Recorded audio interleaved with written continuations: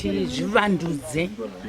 Pachishona munoti kuvhunura, kuti takura, tinofanira kuti tizvitsvakire zita rinoenderana nezvikosheso zvedu, nezvinokoshera vanhu, nezvinobatanidza vanhu.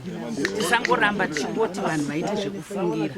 Saka manzwa tati isisu tine zvikoshero zvedu zvinosanganisira kubatanidza vanhu, zvinosanganisira kutevedza constitution yedu, nyangwe yenyika, zvinosanganisirawo zvakare kuti utongo hwemumatunhu ngahudzike husvike kuvanhu.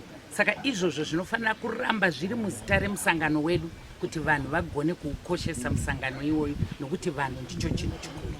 Tingati here izvazvi nechekuita nekutsemuka kunoita danho. Isu tiri vanhu vanoda runyararo, isu tiri vanhu vanoda zvinodiwa nevanhu. Takatenderera maprovinsi ese ari 10. Vanhu vedu vakati imi isati kuda zvinhu zvinotinonotsa pakufamba. Isu chatiri kuda tiri kuchiziva ndechekusunungura ubatwa hwatapinda senyika yeZimbabwe. Ngatiitei zvinhu zvinoita kuti nguva yedu inotikoshera ipinde mubasa rinokosha muZimbabwe.